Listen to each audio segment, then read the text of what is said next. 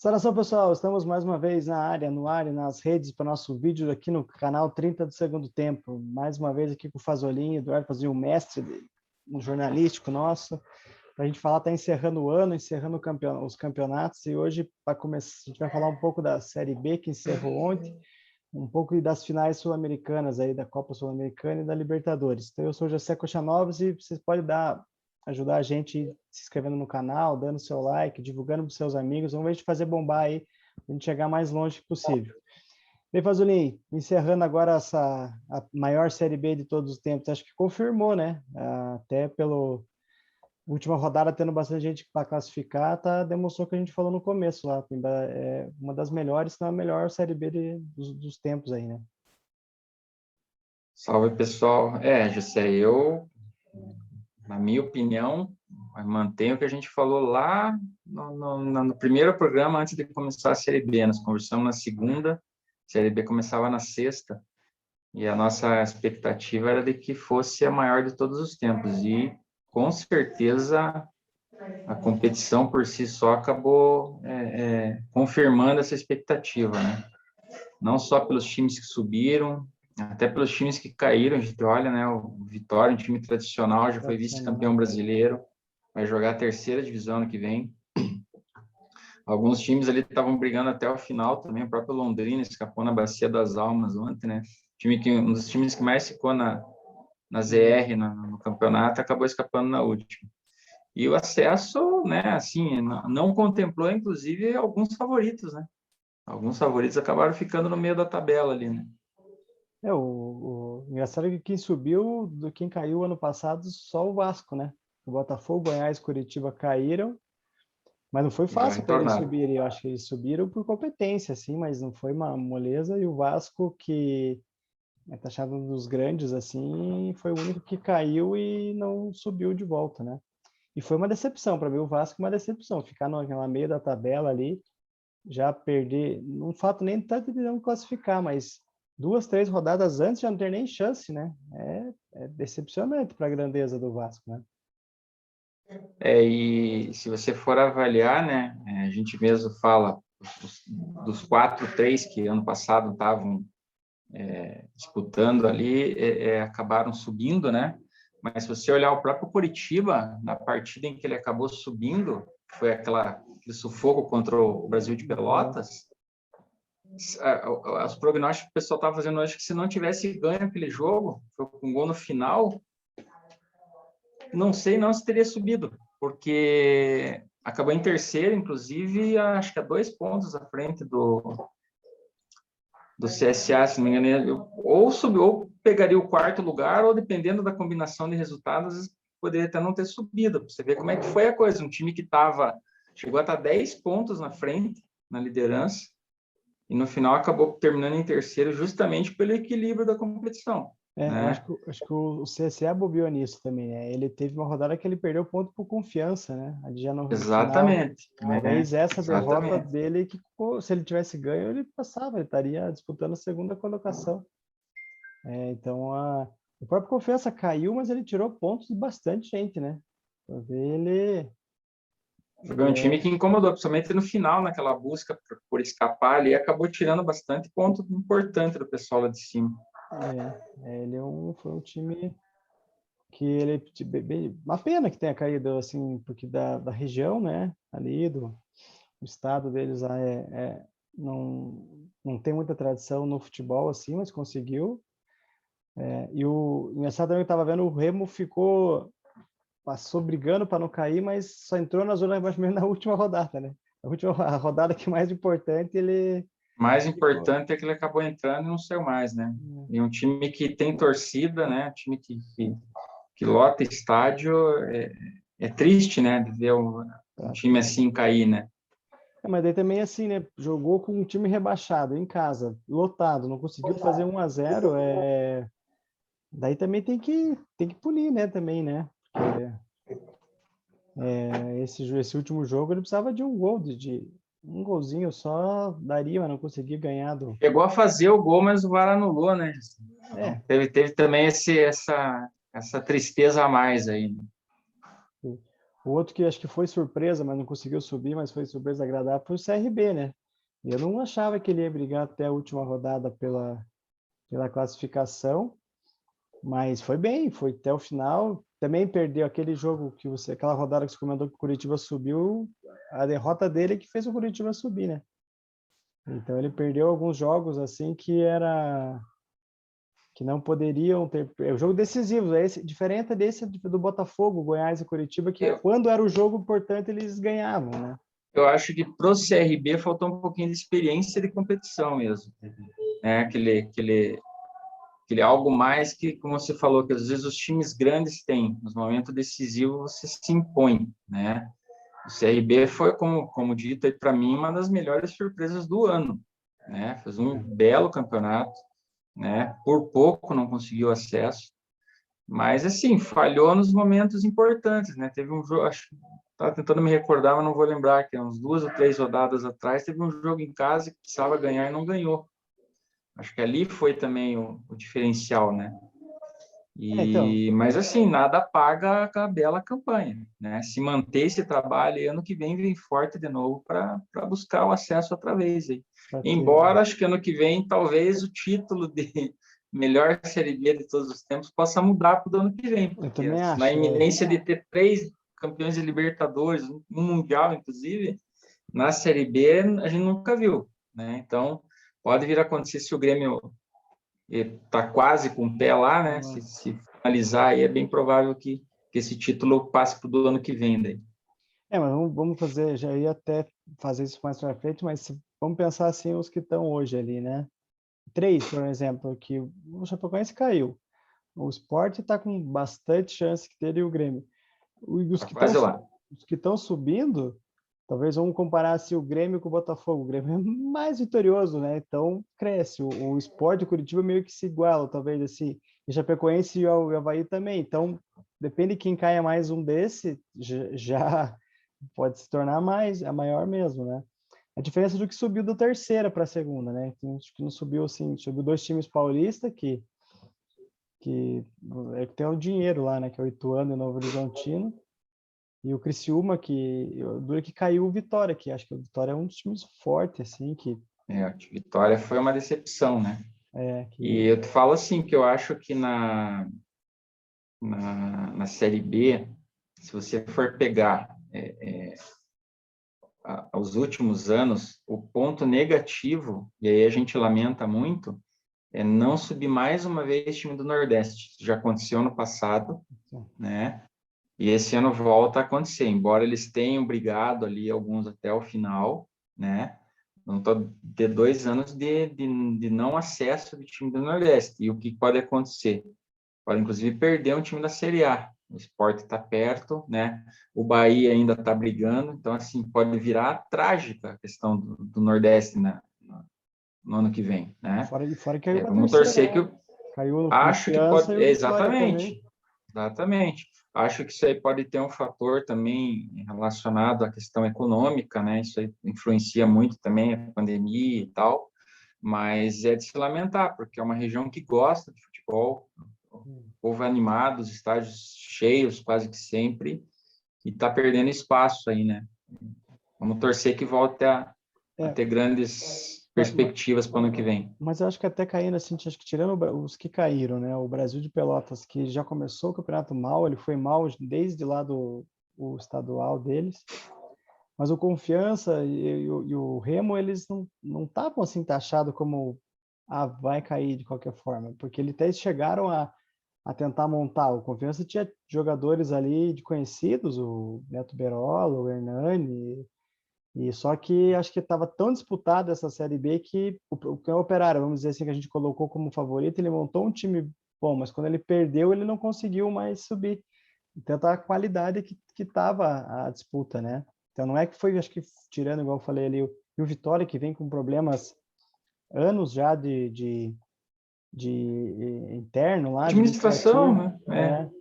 mas assim, o Confiança, eu não acho que ele fez assim um time qualquer, mas é que não deu certo, é que fez uma aposta, não perdeu, não foi mal administrado. O Remo é a mesma coisa, ele estava muito bem no começo do ano, né? Eu vi uns jogos da Copa do Brasil, eles estavam jogando assim certo, mas não conseguiu se manter, né?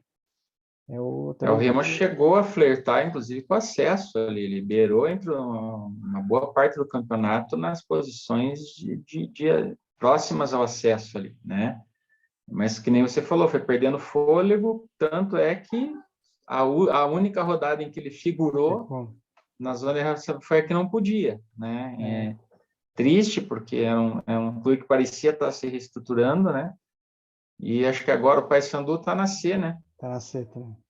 Vão se reencontrar de novo, fazer o clássico ano que vem, de novo na Série C, né?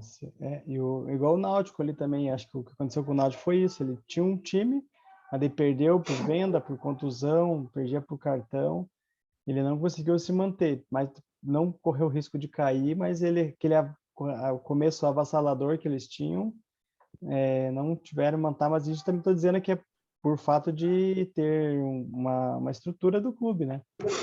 O que a Série Goiás, B nos deixa, o que a Série B nos deixa de lição, isso tem acontecido ao longo dos anos e esse ano se operou novamente, acho que talvez os times tenham que pensar mais nisso, você tem que tentar ser constante, né? O Náutico foi um exemplo, começou muito lá em cima e a hora que se perdeu, não conseguiu mais. O Operário foi a mesma situação.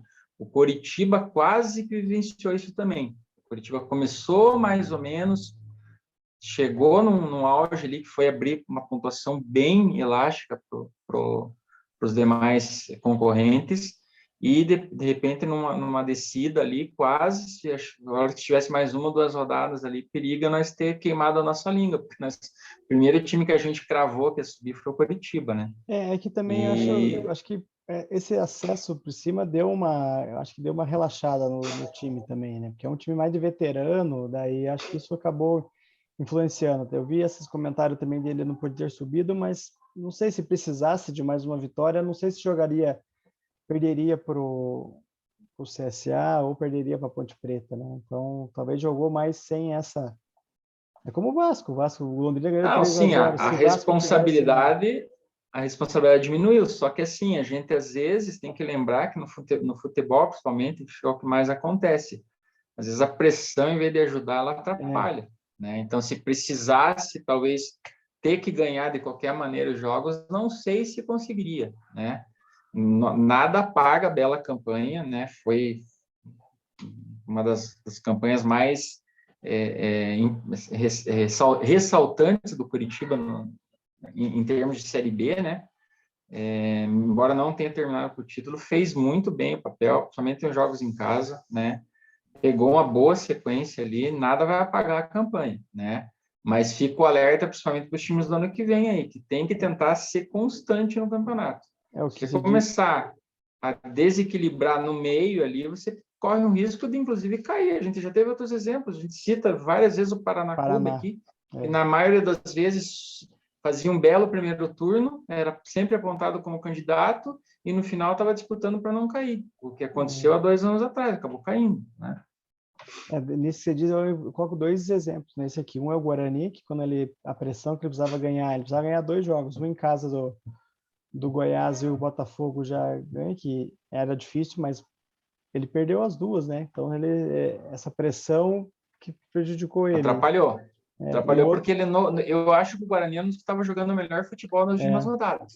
Mas aquela derrota para o Goiás, acho que essa pressão que você disse aconteceu com eles nesse jogo e a circunstância do jogo também, porque o Guarani estava bem no jogo e tomou um gol do Goiás, meio que o Goiás estava tentando mais segurar a partida, evitando a derrota mesmo, porque como ele iria decidir a última vaga em casa, e ele não tinha responsabilidade, se o Goiás ganhasse aquele jogo, subiria. Então, assim, a responsabilidade era quase zero, né? E a pressão no Guarani toda em cima, há muitos anos que não joga a Série A, estava pressionando o jogo todo e praticamente uma das primeiras chances que o Goiás teve, acabou fazendo o gol. E depois isso virou contra.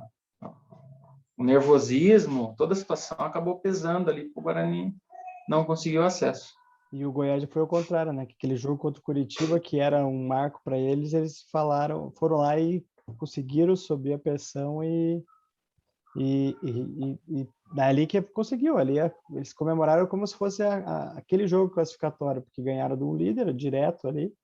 e deu força para ganhar esses outros jogos, né? Então é bem isso. Mas também o Goiás ele é merecedor, porque se for ver, ele ficou na parte de cima da tabela o campeonato inteiro. Sempre, acho que a maioria das rodadas ele ficou Sim, no sim, foi um dos G4, que né? mais permaneceu no G4. Acho que Curitiba e o Goiás foram os que mais ficaram, se não me engano. É. E outra coisa que eu te perguntar para a gente encerrar o Série B aqui do Londrina, você acha que a vitória do o Campeonato Paranaense ajudou o Londrina a dar um ânimo para se manter? Que Eu acho que quem mais aproveitou essa questão do Paranaense, da forma como o campeonato terminou, foi o Londrina, indiscutivelmente, né? A gente chegou a comentar alguns programas atrás aqui que parecia que ninguém queria ser campeão paranaense, né? O Operário que chegou, nós chegamos a colocar o Operário e Cascavel como favoritos, né? E o Cascavel até conseguiu passar pelo Atlético, embora o Atlético tenha tentado levar a sério na semifinal, né? Mas acabou dando que não deu certo. O Cascavel passou até por merecimento mesmo. E na outra chave, que era o Operário e Londrina, ninguém praticamente apostava no Londrina pelo momento dos dois times. O Operário tava fazia uma bem, Série né? B boa, né? Até certo ponto, acabou ficando um pouquinho para trás ali, mas ainda assim muito melhor do que o momento do Londrina. O Londrina permaneceu 31 rodadas na zona de rebaixamento, né? E lógico que o título virou um doping moral para o time ali. Eu acho que deu uma reacendida, porque as últimas. Embora eu achasse que a derrota para o Cruzeiro, para mim, tinha selado o rebaixamento do Londrina. Achei que foi que ali pecou, porque tomou gol muito no final. É, Era como se fosse aquele azar de rebaixado, mas no fim ainda conseguiu reunir forças ali e escapar. Que bom, né? Futebol tá paranaense. daqui. A gente continua, vai ter 2 times ainda na Série B ano que vem, né? Então, mudando de assunto aqui, dei as finais lá, do Atlético Paranaense e Bragantino e Palmeiras e Flamengo. O que você achou desses jogos aí? Bom, Começando pelo vamos do Sul-Americano. Sul-Americana. A gente tinha apontado o Atlético como favorito, embora fosse um jogo único, o Bragantino ter seus méritos, a gente apontava o Atlético como um favorito. E isso já desde a fase eliminatória, lá, quando a gente fez aqueles primeiros chaveamentos lá, analisando, a gente já colocava o Atlético como potencial campeão. Né? Era um time que já sabe jogar essa competição, virou um time de Copas, né? Isso tem mostrado ao longo dos anos. Não é mito essa questão. Tem time que quando faz o planejamento baseado nessas situações, acaba dando certo. A gente viu isso muito com o Cruzeiro, com o Grêmio, né? E agora parece ser o Atlético a bola da vez, né? Levou a sério, né? Tanto é que ainda vai disputar mais um título no mesmo sistema. É. E eu acho que, assim, embora fosse um jogo único, o favoritismo pertencia ao Atlético e acabou confirmando, né? Não foi um jogo, assim, eu esperava mais em termos de emoção na final ali, mas, né, fez um gol rápido até no primeiro tempo ali, né, antes da metade, e acabou jogando em cima do resultado depois. Eu acho que essa questão do jogo único também influencia para jogar dessa forma que o Atlético faz, né? Que ele se tivesse dois jogos, talvez o Bragantino jogaria diferente, mas acho que o que bancou ali o Atlético é bem isso, ele saber jogar e se organizar, a tradição que ele tem de jogar isso mais que o Bragantino, acho que talvez o fato do Bragantino ser uma equipe jovem e um time novo também, porque é Bragantino, mas é Red Bull, né? Vamos pensar assim que é como fosse um time novo. E acho que isso faltou para eles ali vamos dizer, essa experiência de jogar esse tipo de competição, né? Porque daí eles levaram o gol, não dá para dizer que o Atlético sofreu pressão, jogou tranquilo ali, não, fez a tática Como eu certa. falei, eu achei um jogo morno para uma final, né? Não esperava mais, assim, em termos de emoção mesmo. Mas o conjunto também do Atlético fez a diferença. Acho que é um time que roda muito pouco. A questão dos jogadores é uma base que já está Sim. consolidada, esse time, né?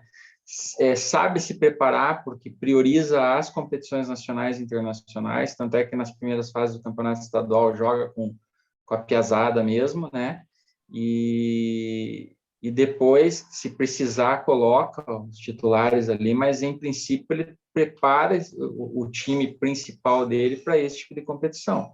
Não dá para ver que é um trabalho com objetivo. E está dando certo. Tanto é que está chegando. E também acho que é merecedor, porque eliminou times conhecidos, fortes ali. Até quem não torce o Atlético brinca, né? Mas ganhou do Bragantino, mas eliminou para trás também. LDU, Peñarol. Estragou, inclusive, a final dos sonhos dos uruguaios era ter o Peñarol jogando em casa, né? Acabou que não cortou o sonho do torcedor uruguaio ali, né? Só que o Atlético já tem que abrir o olho para não cair, né? E se não tá perigando, ele não pode acontecer igual o Remo, deixar para a última rodada e ficar na Exatamente. cair lá, que ele vai ter. Mas e aí, afinal, você falou do jogo morno na Sul-Americana ou da Libertadores, também não achei que foi muito diferente, assim, teve um pouco mais pela qualidade dos times, mas não foi também aquele jogão de Champions League, né? Vamos dizer assim, porque... Não, ali assim, eu te diria assim, Jessé, que eu acho que foi mais uma imposição de estilo, o estilo do Palmeiras, que a gente já viu isso lá na semifinal, né? O favorito era o Atlético Mineiro, mas o estilo de jogo que o Abel colocou para o Palmeiras jogar, que é um estilo de segurar mais e buscar matar os jogos em contra-ataque, deu certo contra o Atlético Mineiro e também deu certo na final. Por quê? Fez o gol no início, era o final dos sonhos, Palmeiras. Sair ganhando e ter que esperar o Flamengo, e ainda assim, o Flamengo contou com muitos problemas nas últimas rodadas. Vários jogadores voltando de contusão, né? Já teve que fazer uma alteração praticamente no início do jogo, né? Quando o Felipe Luiz saiu. Então, assim, a questão dos estilos, acho que faz diferença. E aí o Abel, para mim, dá de 10 a 0 no Renato. O Renato é o cara, é o amigo dos jogadores, é o boleiro, mas ele, em termos de tática, em termos de estudar os adversários, não é muito a praia dele, não. Isso já é o contrário, porque o Abel já provou isso. Ele estuda o time dele, estuda o adversário, ele sabe os pontos fortes e os pontos fracos do outro time, né? Tanto é que tá aí, né?